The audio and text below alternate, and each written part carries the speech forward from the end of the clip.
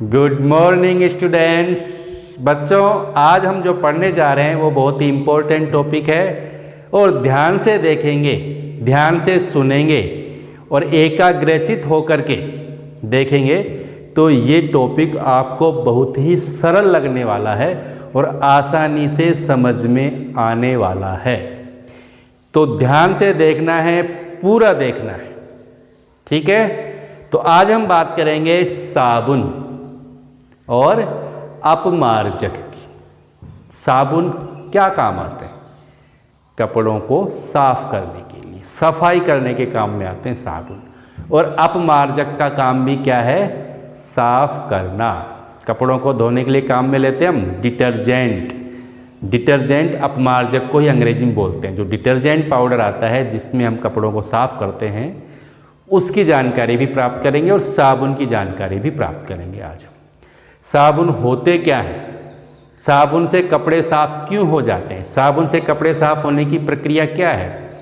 इन सब बातों की जानकारी प्राप्त करेंगे आज हम, ठीक है बच्चों। तो देखें, हम पहले बात करेंगे हम किसकी? साबुन की। तो साबुन की बात करते हैं पहले हम।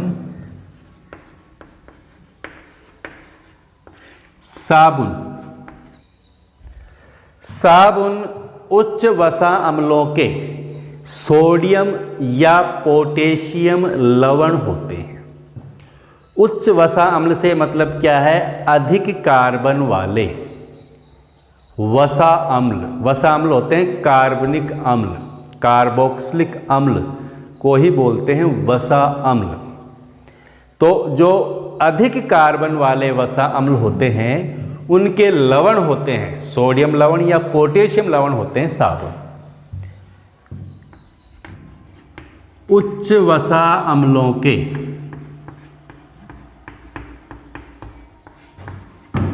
सोडियम या पोटेशियम लवण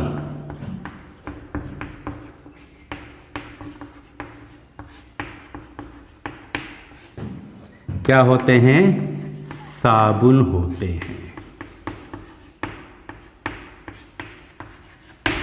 उच्च वसा अम्लों के सोडियम या पोटेशियम लवण होते हैं साबुन।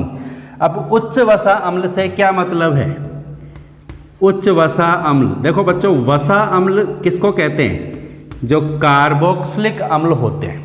कार्बोक्सिलिक अम्ल, कार्बोक्सिलिक अम्ल क्या होते हैं? RCOOH, ये होते हैं कार्बोक्सिलिक अम्ल। RCOOH, ये कार्बोक्सिलिक अम्ल है। अब कार्बोक्सिलिक अम्ल में ये जो R है, R का मतलब यहाँ हाइड्रोकार्बन है।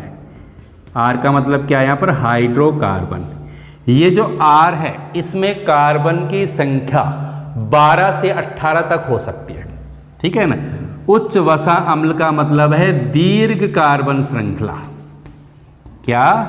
दीर्घ कार्बन श्रृंखला। अब दीर्घ कार्बन श्रृंखला वाले जो अम्ल है ना, वसा अम्ल, उनको बोलते हैं उच्च वसा अम्ल। और वसा अम्ल से मतलब होता है कार्बोक्सिलिक अम्ल से। कार्बोक्सिलिक अम्ल जिसमें COOH समूह होता है वो कार्बोक्सिलिक अम्ल होता है। R यहाँ हाइड्रोकार्बन है और हाइड्रोकार्बन में कार्बन की संख्या कितनी होती है? 12 से लेकर के 18 तक हो सकती है, ठीक है। तो ये ध्यान रखना, साबुन क्या है? उच्च वसा अम्लों के सोडियम या पोटेशियम लवण है। ये डेफिनेशन याद होनी चाहिए साबुन की।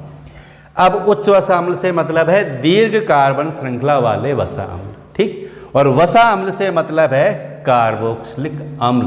और कार्बोक्सिलिक अम्ल होता है जिसमें COOH समूह पाया जाता है, इसको बोलते हैं कार्बोक्सिलिक अम्ल। यहाँ R का मतलब है हाइड्रोकार्बन से। और हाइड्रोकार्बन जो श्रृंखला होगी इनमें, उसमें कार्बन की संख्या 12 से लेकर के 18 तक हो सकती है। अब वसा अम्लों के, उच्च वसा अम्लों के एग्जाम्पल देखें हम, जैसे स्टेरिक अम्ल, स्टेरिक अम्ल, पामीटिक अम्ल,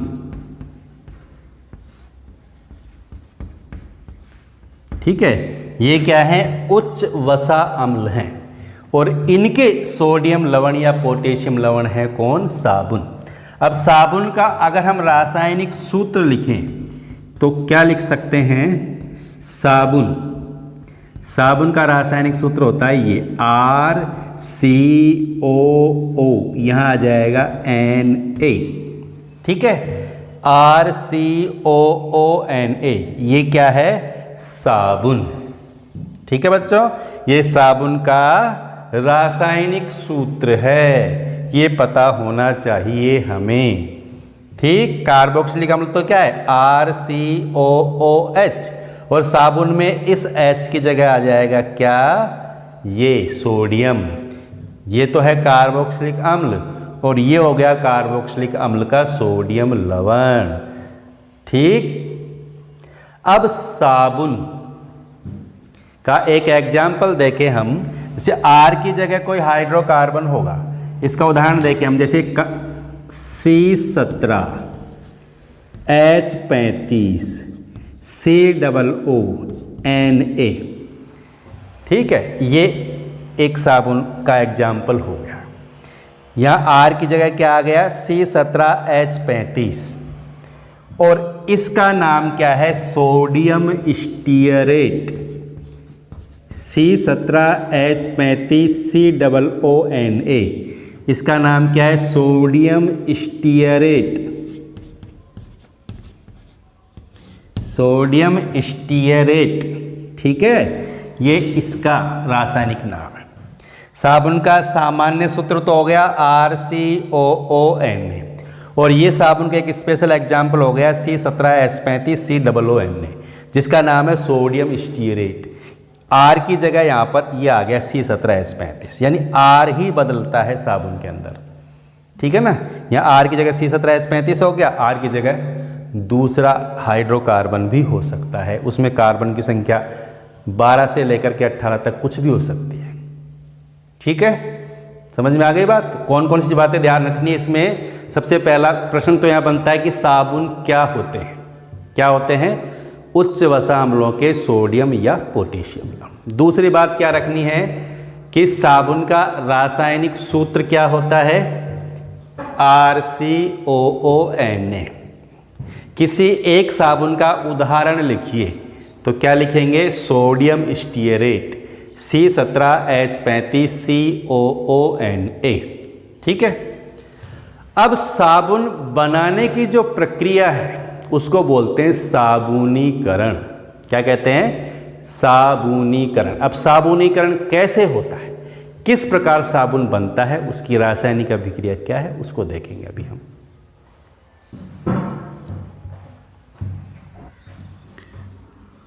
साबुनीकरण,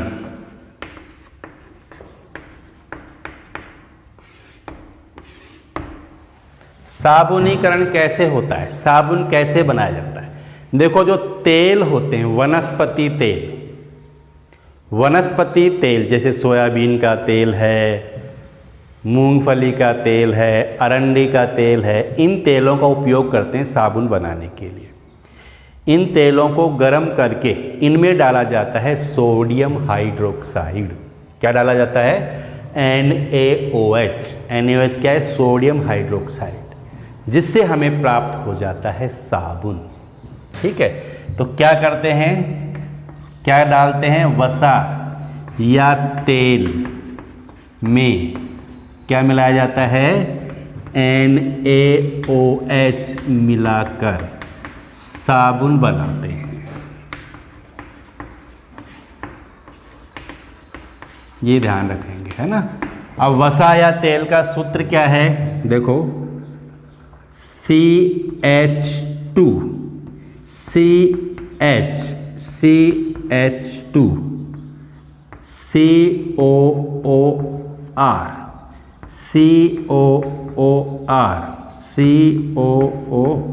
COOR। ठीक है, ये जो सूत्र है ना, ये किसका है, वसा या तेल का सूत्र है। किसका सूत्र है ये, वसा या तेल। तेल जानते हैं ना हम, वसा या तेल का सूत्र है ये। इसमें मिला देते हैं क्या, NaOH। क्या मिला देते हैं, NaOH। NaOH का नाम पता है ना सबको, क्या नाम है, पढ़ा है हमने पिछले वीडियो में, सोडियम हाइड्रोक्साइड। क्या नाम है, सोडियम हाइड्रोक्साइड।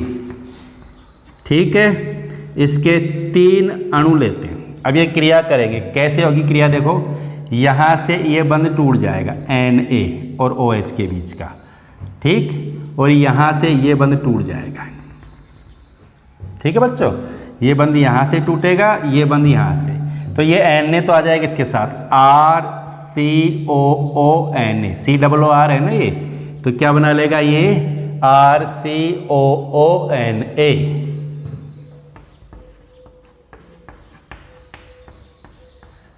ठीक, ये RCOONA, ये भी, तो कितने बन जाएंगे, 3 RCOONA, और क्या बन जाएगा, प्लस ये जो OH है वो इधर आ जाएगा, इस पर एक OH आ जाएगा, इस पर एक OH आ जाएगा, इस पर एक OH आ जाएगा, तो ये बन जाएगा क्या, CH2OH,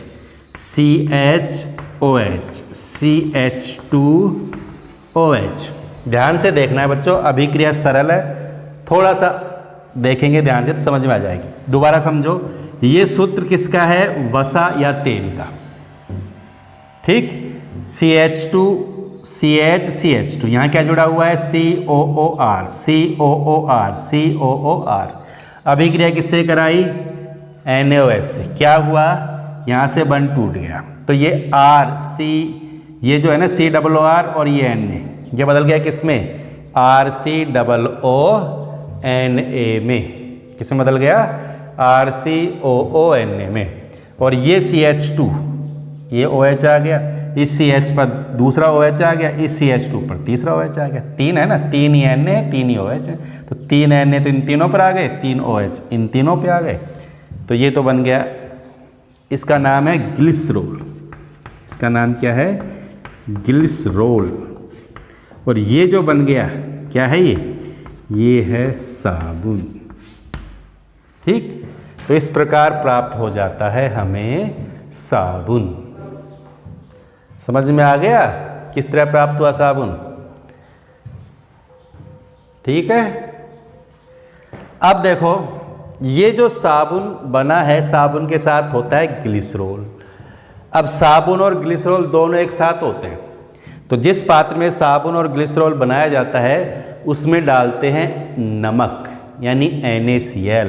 तो नमक डालने पर क्या होता है, साबुन तो नीचे बैठ जाएगा और ग्लिसरॉल ऊपर रह जाएगा, तो इन दोनों को अलग कर लेंगे। समझ गए, जैसे ये बड़ा पात्र है, इसके अंदर बना लिया हमने साबुन, इसमें साबुन भी है और ग्लिसरॉल भी है, दोनों चीज़ें इसमें। तो इसमें क्या करते हैं, नमक डाल देते हैं, NaCl डाल देते हैं। तो NaCl डालने पर जो साबुन है ना वो नीचे आ जाएगा, साबुन पूरा नीचे जम जाएगा। नीचे कौन आ जाएगा, साबुन। साबुन तो नीचे जम जाएगा, ऊपर क्या बच गया यहाँ पर, ग्लिसरॉल। तो ग्लिसरॉल को हटा देंगे, साबुन को अलग कर लेंगे।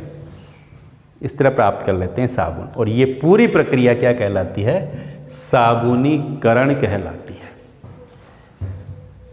ये जो सोडियम के लवण है, यहाँ क्या है, सोडियम लवण। जो सोडियम लवण है वो सामान्यतः कपड़े धोने के साबुन होते हैं। ठीक है, जो मृदु साबुन होते हैं, जो नहाने के साबुन होते हैं, वो पोटेशियम लवण होते हैं। यानी वहाँ पर सोडियम की जगह क्या होता है, पोटेशियम। क्या आ गया, तो पोटेशियम लवण हो गए। और जो मृदु हैं ये सॉफ्ट होते हैं। नहाने के साबुन सामान्यतः कौन से होते हैं, पोटेशियम लवण ही होते हैं। ठीक, और जो सेविंग करते हैं ना, तो साबुन लगाते हैं, वो भी पोटेशियम लवण ही होते हैं। शैम्पू में जो होता है वो भी पोटेशियम लवण ही होता है, ये ध्यान रखेंगे। ठीक है, और जो पारदर्शी साबुन बनाए जाते हैं, कई साबुन ऐसे आते हैं पारदर्शी, जिसमें से आर पार देखा जा सकता है, उनमें मिलाई जाती है ग्लिसरीन। क्या मिलाई जाती है, ग्लिसरीन। ग्लिसरीन मिलाने से बन जाता है पारदर्शी साबुन। तो समझ में आ गई, ये अभिक्रिया ध्यान से उतारनी है अपनी नोटबुक में। उतारेंगे अपने हाथ से तो याद हो जाएगी आपको, है ना बच्चों। अब देखो, आपने सुना होगा जल दो तरह के होते हैं, एक तो होता है कठोर जल और एक होता है मृदु जल। कठोर जल और मृदु जल होते हैं। एक तो होता है कठोर जल, एक होता है मृदु जल। देखो कठोर जल जो है ना, इसमें साबुन से कपड़े साफ नहीं होते, इसमें साबुन से कपड़े साफ नहीं होते हैं। मृदु जल में साबुन से कपड़े साफ हो जाते हैं। अपन सामान्यतः जो हमारा पीने का जो पानी होता है ना, वो कौन सा होता है? मृदु जल ही होता है, ठीक है। कठोर जल पीने योग्य नहीं होता है और कठोर जल में साबुन से कपड़े भी साफ नहीं होते हैं, ठीक है। कठोर जल में साबुन कपड़े साफ नहीं करता। अब कठोर जल मृदु जल में अंतर क्या है? देखो, कठोर जल में कैल्शियम और मैग्नीशियम Ca+2, ये तो कैल्शियम का आयन है, और Mg+2 ये मैग्नीशियम का आयन है। तो कठोर जल में कैल्शियम और मैग्नीशियम के आयन पाए जाते हैं, जबकि मृदु जल में कैल्शियम मैग्नीशियम के आयन नहीं पाए जाते हैं, ठीक है। अब साबुन इस जल में, कठोर जल में साबुन से कपड़े साफ नहीं होते, ये ध्यान रखेंगे आप, ठीक है। कठोर जल में साबुन से कपड़े साफ नहीं होते, मृदु जल में हो जाते हैं। अब कठोर जल में साबुन से कपड़े साफ क्यों नहीं होते हैं, क्या कारण है उसका? तो देखो अभी हमने देखा कि साबुन का सूत्र क्या होता है? RCOONA, यही है ना साबुन। ये साबुन है, ये साबुन का सामान्य सूत्र है, यानी साबुन Na यानी सोडियम का लवण है। अब मैंने क्या कहा कि जो कठोर जल होता है उसमें कैल्शियम और मैग्नीशियम के आयन पाए जाते हैं। कौन से आयन पाए जाते हैं उसमें? कैल्शियम और मैग्नीशियम के आयन पाए जाते हैं। जब कठोर जल में साबुन से कपड़े साफ करेंगे, ध्यान से सुनो बेटा, ध्यान लगाएंगे। जब कठोर जल में साबुन से कपड़े साफ करेंगे तो जल में क्या उपस्थित है? ये आयन उपस्थित है, Ca+2 या Mg+2 आयन है। ये आयन क्या करते हैं? इस Na को हटा देते हैं और खुद इसकी जगह आ जाते हैं। जैसे Na हट जाएगा और Na की जगह कौन आ जाएगा?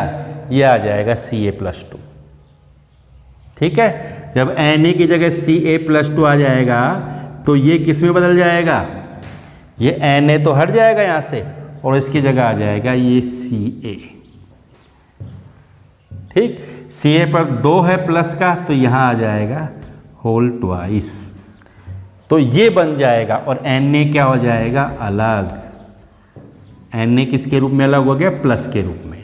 अभिक्रिया को संतुलित करने के लिए यहाँ क्या लगा देंगे? 2, ठीक है, क्योंकि RCOO होल ट्वाइस है ना, तो यहाँ 2 लगा देंगे, ठीक है बच्चों। और ये भी कितने आ जाएंगे? 2। तो ये किसका लवण बन गया? अब ये कैल्शियम लवण। पहले किसका लवण था? ये यहाँ सोडियम था, तो ये सोडियम का लवण था, लेकिन अब यहाँ सोडियम तो हट गया और क्या आ गया? कैल्शियम। तो ये बन गया कैल्शियम लवण। किसका लवण बन गया?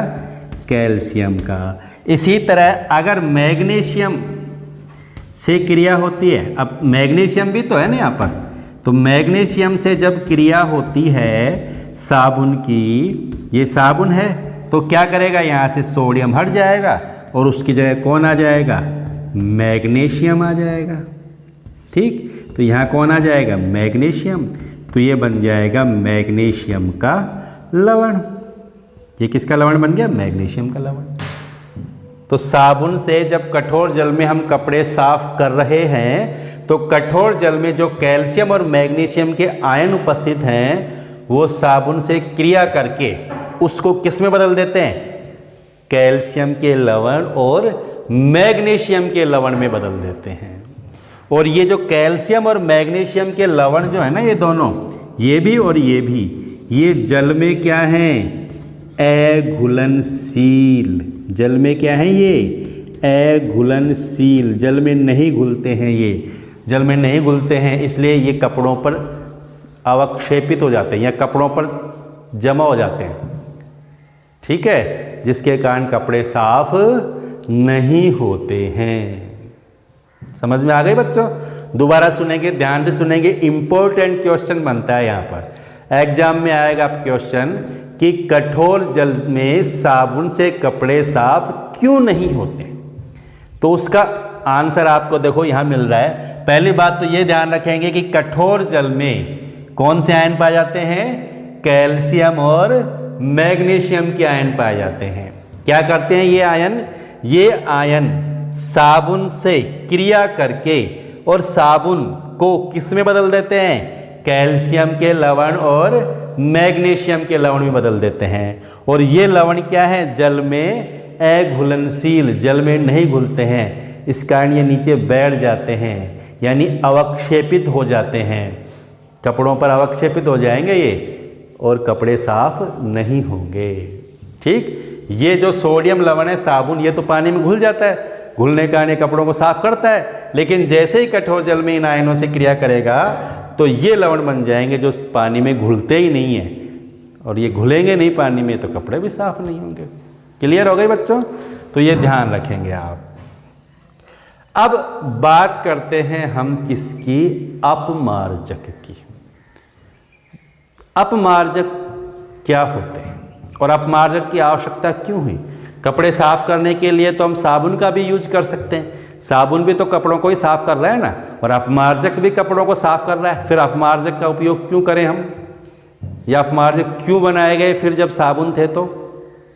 देखो बच्चों, अभी हमने क्या देखा कि साबुन कठोर जल में कपड़े साफ नहीं करता है, लेकिन अपमार्जक कठोर जल में भी कपड़े साफ कर सकता है।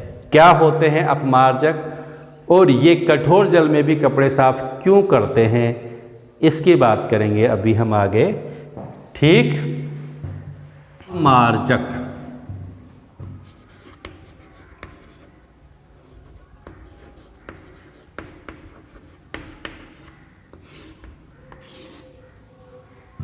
अपमार्जक जिसको बोलते हैं डिटर्जेंट।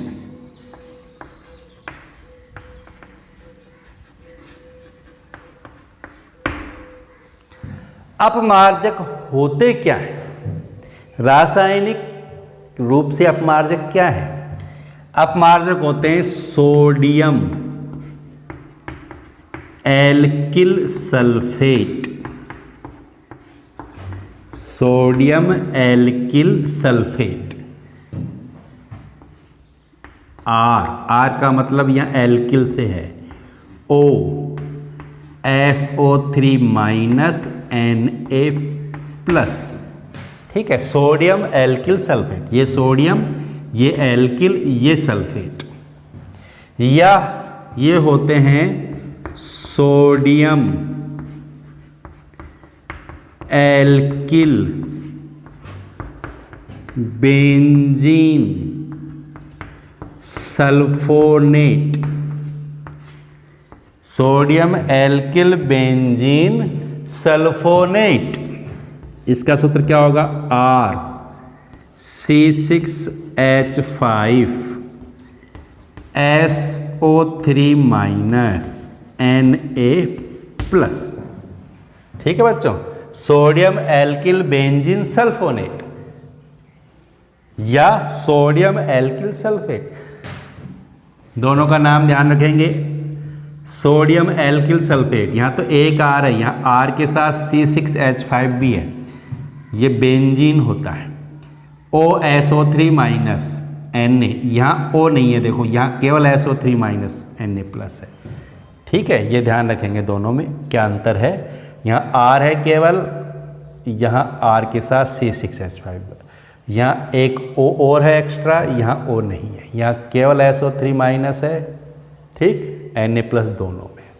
तो ये तो हो गया सोडियम एल्किल सल्फेट और ये हो गया सोडियम एल्किल बेंजीन सल्फोनेट। ये अपमार्जक है, सामान्यतः इनका उपयोग हम अपमार्जक के रूप में करते हैं। अपमार्जक से हम कठोर जल में भी कपड़े साफ कर सकते हैं, साबुन से कठोर जल में कपड़े साफ नहीं कर सकते। प्रश्न पूछेंगे कि साबुन और अपमार्जक में कौन अच्छा है, कौन अधिक श्रेष्ठ है, तो कौन है? अपमार्जक। क्यों है? क्योंकि अपमार्जक कठोर जल में भी कपड़े साफ कर देता है और साबुन नहीं करता है।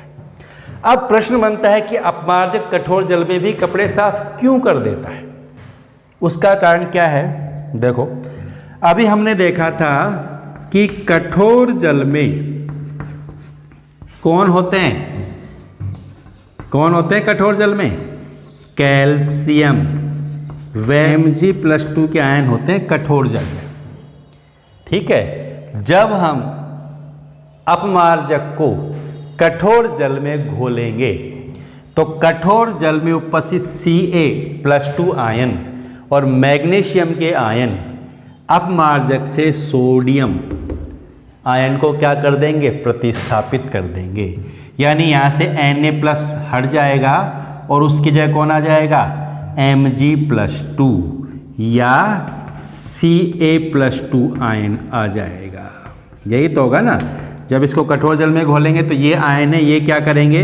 इस सोडियम को तो हटा देंगे और खुद इसकी जगह आ जाएंगे, या कैल्शियम इस सोडियम को हटा देगा, खुद इसकी जगह आ जाएगा। यानी सोडियम सल्फोनेट है। ये क्या है? Sodium alkyl benzene sulphonate. जब कैल्शियम आ जाएगा तो ये बन जाएगा कि सोडियम की जगह क्या क्या है? कैल्शियम। तो कैल्शियम के सल्फोनेट बन जाएंगे। और मैग्नीशियम आ जाएगा सोडियम की जगह तो मैग्नीशियम के सल्फोनेट बन जाएंगे, है ना। लेकिन ये जो कैल्शियम और मैग्नीशियम के सल्फोनेट बनेंगे वो भी जल में घुलनशील होते हैं, इसलिए ये कपड़े साफ कर सकते हैं। यहाँ कैल्शियम की आ जाए या मैग्नीशियम आ जाए तो इस पर कोई प्रभाव नहीं पड़ेगा, क्योंकि ये बाद में भी जल में घुलेगा। कैल्शियम आने के बाद भी जल में घुलेगा और मैग्नीशियम आ जाएगा इसकी जगह तो भी जल में घुलेगा, और जल में घुलेगा तो कपड़ों को साफ कर देगा। इसलिए अपमार्जक कठोर जल में भी कपड़े साफ कर देता है। साबुन तो क्यों नहीं कर रहा था? क्योंकि साबुन के सोडियम आयन कैल्शियम और मैग्नीशियम से हट गए थे, और जो कैल्शियम और मैग्नीशियम के साबुन बने थे वो जल में अघुलनशील होने का नीचे जम गए थे। लेकिन यहाँ कैल्शियम और मैग्नीशियम के जो सल्फोनेट हैं वो जल में घुलनशील हैं, वो नीचे नहीं जमते हैं, इसलिए ये कठोर जल में भी कपड़े साफ कर देते हैं। क्लियर? समझ में आ गया? बिल्कुल ठीक है। अब देखो, अपमार्जक में थोड़ी समस्या क्या रहती है कि सामान्यतः अपमार्जक का जीवाणुओं के द्वारा अपघटन नहीं होता। जीवाणुओं के द्वारा इनका अपघटन नहीं होता है। अपघटन नहीं होता है तो फिर क्या होगा? जैसे हमने साबुन या अपमार्जक का उपयोग कर लिया, अपमार्जक उपयोग कर लिया, कपड़े साफ कर दिए, वो पानी के साथ बह करके चला गया। अब जो अपमार्जक है ना उसका निम्नीकरण नहीं होगा। निम्नीकरण का मतलब वो अपघटित नहीं होगा। अपघटित होने का मतलब वो गलेगा नहीं। गलेगा नहीं तो वो बना रहेगा मिट्टी के अंदर, तो उसको क्या करेगा? वो प्रदूषित कर देगा, पर्यावरण को क्या करेगा? प्रदूषित करेगा, नुकसान पहुंचाएगा। ये थोड़ी समस्या है इसके साथ। तो इस समस्या का भी समाधान कर सकते हैं या किया गया है। अपमार्जक में ये जो R है, R का मतलब क्या है? हाइड्रोकार्बन। क्या है? हाइड्रोकार्बन। ये जो R है ना, ये कैसा बनाया गया है? कम शाखित। इसमें क्या होनी चाहिए? शाखाएं कम होनी चाहिए। कम शाखित हाइड्रोकार्बन श्रृंखला वाले अपमार्जक बनाए गए, और कम शाखित हाइड्रोकार्बन श्रृंखला वाले जो अपमार्जक है ना उनका अपघटन कर देते हैं जीवाणु। ठीक, ज़्यादा शाखित जिसमें शाखाएं ज़्यादा हों, ऐसी हाइड्रोकार्बन श्रृंखला जिसमें ज़्यादा शाखाएं हों उनका जीवाणु अपघटन नहीं कर पाते, लेकिन जिसमें शाखाएं कम होती हैं उनका जीवाणु के द्वारा आसानी से अपघटन हो जाता है, यानी वो गल जाते हैं। इसलिए ऐसे अपमार्जक बनाए जाते हैं जो कम शाखित हाइड्रोकार्बन श्रृंखला वाले होते हैं। तो इसका भी जवाब मिल गया आपको। तो पहली बात यहाँ क्वेश्चन क्या बनता है कि कम शाखित हाइड्रोकार्बन श्रृंखला वाले अपमार्जक क्यों बनाए जाते हैं? क्योंकि उनका जीवाणुओं के द्वारा आसानी से अपघटन हो जाता है। अब अपमार्जकों में और दूसरे पदार्थ भी मिलाए जाते हैं। अपमार्जकों में क्या मिलाए जाते हैं? और अपमार्जकों में एक तो होते हैं अकार्बनिक फास्फेट। क्या होते हैं? अकार्बनिक फास्फेट। इसके अलावा उसमें होते हैं सोडियम परऑक्सीबोरेट। सोडियम परऑक्सीबोरेट, ठीक है। और क्या होता है उसमें? प्रतिदीप्ति पदार्थ, ठीक है। ये पदार्थ भी मिलाए जाते हैं किसमें? अपमार्जक में। ये अपमार्जक में होते हैं, ये ध्यान रखेंगे, ठीक है। अब बात करेंगे हम मिसेल की। साबुन और अपमार्जक क्या करते हैं? मिसेल का निर्माण करते हैं। मिसेल क्या होती है? और मिसेल जो होती है ना, इसके द्वारा ही साबुन और अपमार्जक से कपड़े साफ होने की क्रिया होती है। क्या है मिसेल? देखो हम साबुन के एग्जाम्पल से देखेंगे। हम साबुन देखा अभी हमने, साबुन का ये जो सोडियम स्टीयरेट है ना, इसकी बात करेंगे हम। C17H35 COO- ये साबुन का सूत्र है, जिसका नाम, इसका नाम क्या है बच्चों? Sodium stearate. Very good, sodium stearate, ठीक है। अब देखो इसको हम सोडियम स्टीयरेट से मिसेल कैसे बनती है उसको देखेंगे पहले हम। अब देखो इसका जल में अपघटन हो जाता है। जब इसको जल में घोलते हैं ना, साबुन को जब जल में घोला जाता है, इस सोडियम स्टीयरेट को जब जल में घोला जाता है तो इसका अपघटन हो जाता है। C17H35 COO- और Na+, ये अलग हो जाता है, ये अलग हो जाता है, ठीक। अब ये जो है ये बनाता है मिसेल। कैसे? देखो ये C17H35 को हम इस तरह लिख सकते हैं। देखो 1 2 3 4। देखो बच्चों ये जो है ना, ये प्रत्येक कोण एक कार्बन को दर्शा रहा है। जैसे ये कार्बन, ये 2 3 4 5 6 7 8 9 10 11 12 13 14 15 16 और ये 17 ये ना, तो ये 17 कार्बन हो गए। और क्या जुड़ा हुआ इस पर? COO-। तो यहाँ ये हो गया COO-। इस साबुन को हम इस तरह लिख सकते हैं, ठीक है। ये जो भाग है ना, अब देखो साबुन के दो भाग हो गए। इस भाग को बोलते हैं साबुन की पूंछ या पुच्छ, यानी टेल। टेल जानते हैं ना, पूंछ को ही बोलते हैं अंग्रेजी में टेल।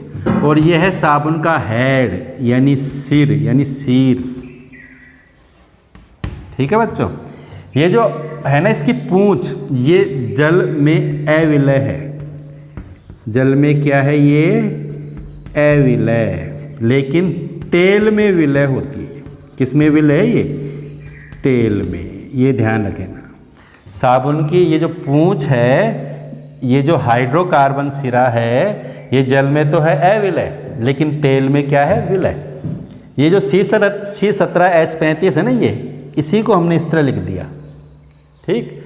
ये प्रत्येक कोण एक कार्बन को दर्शा रहा है, यहाँ पर हाइड्रोजन को नहीं दर्शाया गया है, ये ध्यान रखना। और ये जो सिरा है, शीर्ष जो है ना इसका, ये जल में विलय होता है। किस में विलय होता है? ये जल में, ठीक है, ये ध्यान रखें। अब देखो जब साबुन से कपड़े साफ करते हैं तो ये जो साबुन के आयन हैं, ये जो साबुन के आयन हैं, ये एक गोली आकृति में व्यवस्थित हो जाते हैं और बना लेते हैं मिसेल। गोली आकृति में कैसे व्यवस्थित होते हैं, इस प्रकार व्यवस्थित हो जाते हैं गोलाकार आकृति में। और इसका ये जो हाइड्रोकार्बन भाग है ये तो आ जाता है, ये तो है केंद्र इस गोले का, और ये क्या है, परिधि। तो परिधि की तरफ तो ये वाला भाग रहता है और केंद्र की तरफ ये वाला भाग रहता है इस तरह। और यहाँ क्या है, COO-। इसी तरह ये यहाँ क्या है, COO-।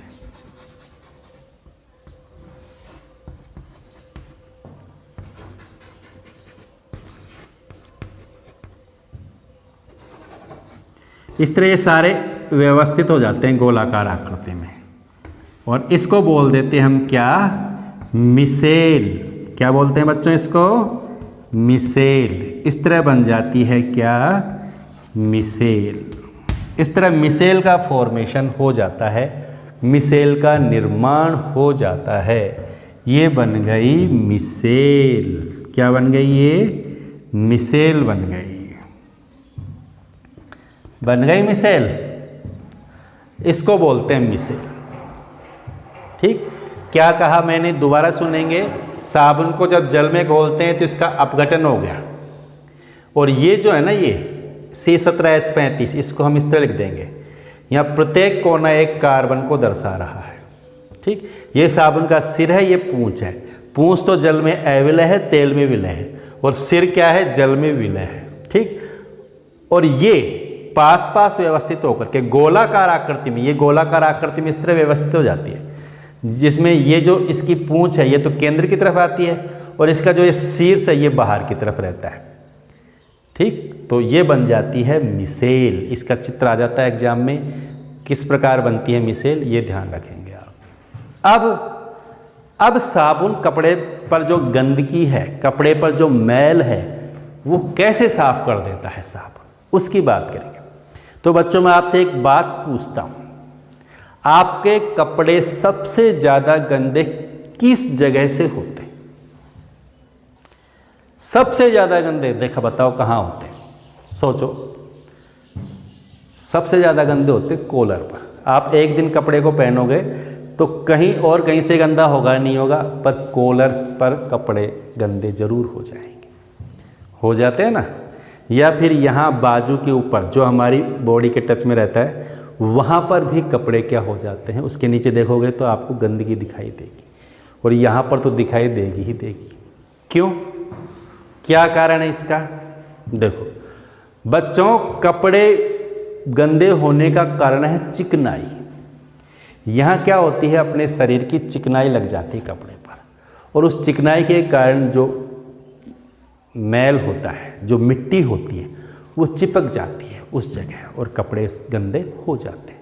ठीक है, तो कपड़े गंदे होने का मुख्य कारण क्या है? तेल या चिकनाई। तेल या चिकनाई कपड़े पर जहाँ लग जाती है वहाँ मिट्टी जा कर के चिपक जाती है और कपड़े गंदे हो जाते हैं। ठीक है, अब फिर कपड़े को साफ कैसे करें? साबुन क्यों कपड़े को साफ कर देता है?